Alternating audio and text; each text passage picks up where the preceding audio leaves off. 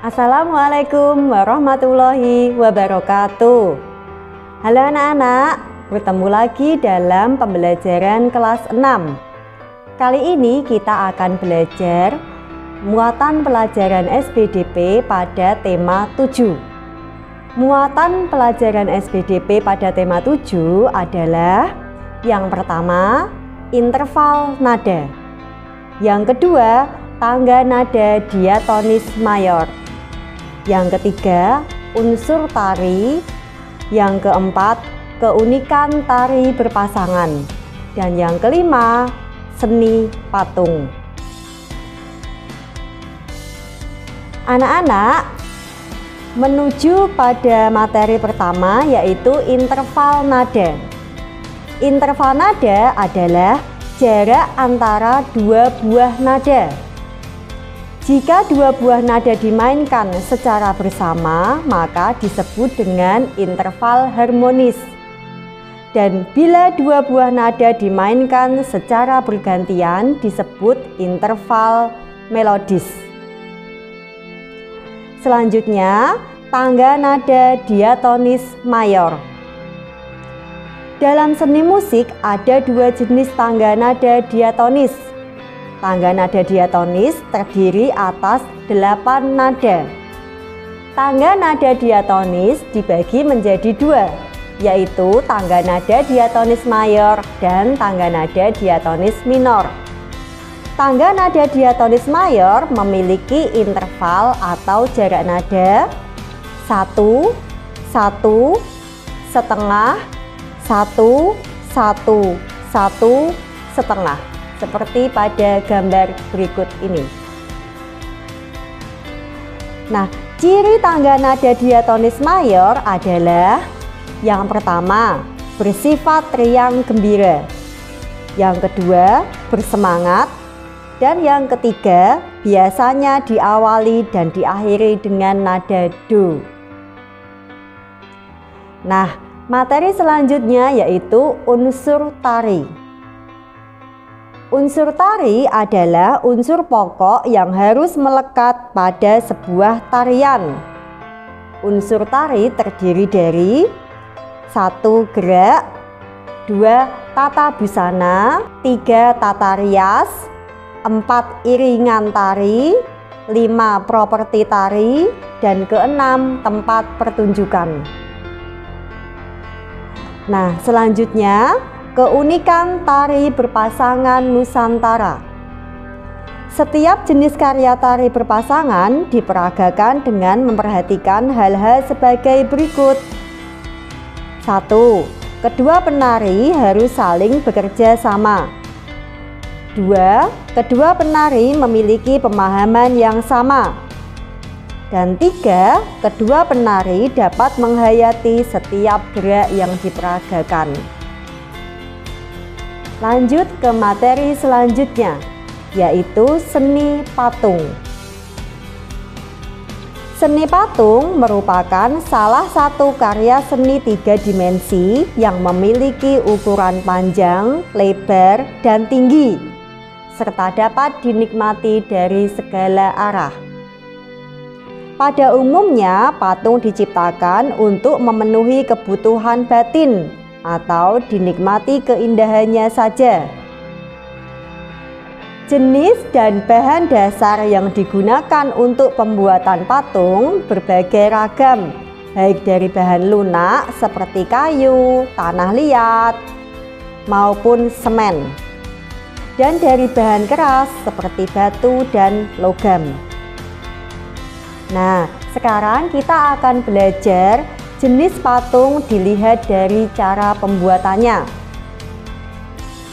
Jenis bahan patung dilihat dari cara pembuatannya. Yang pertama adalah arca. Arca merupakan patung dengan bentuk makhluk hidup seperti manusia dan binatang.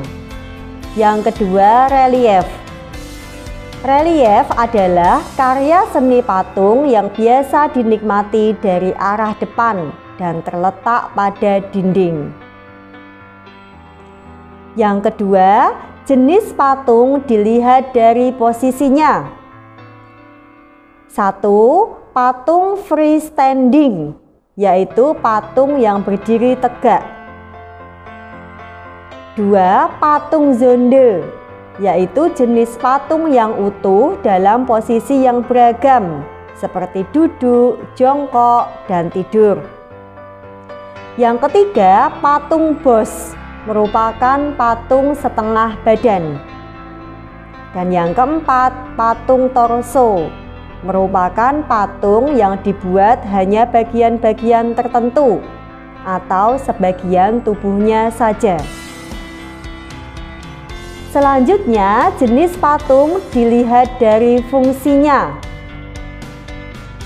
Jenis patung dilihat dari fungsinya ada 4, yaitu 1. Patung monumen atau patung memorial, merupakan patung yang berfungsi sebagai peringatan terhadap seorang tokoh atau suatu peristiwa sejarah. Yang kedua, patung sebagai lambang pemujaan atau sakral, merupakan patung yang digunakan sebagai lambang pemujaan dalam acara keagamaan atau sebagai media peribadatan. Yang ketiga, patung miniatur, merupakan patung tiruan suatu bangunan atau arca dalam ukuran kecil. Dan yang keempat, patung dekorasi, merupakan patung yang berfungsi untuk keindahan, baik di dalam maupun di luar ruangan. Selanjutnya, teknik pembuatan patung.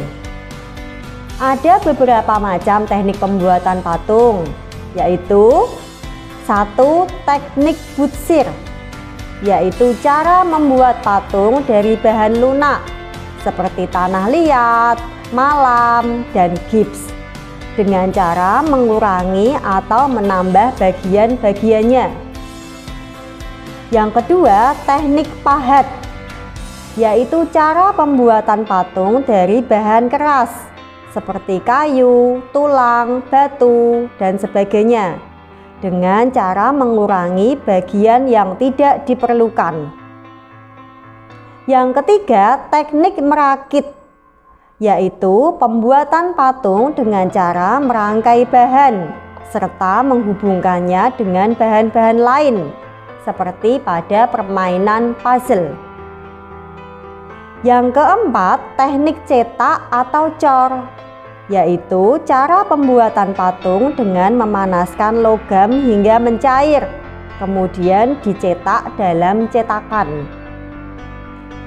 Yang kelima, teknik membentuk, yaitu teknik yang dilakukan dengan cara membentuk sedikit demi sedikit sehingga tercipta patung yang kita inginkan.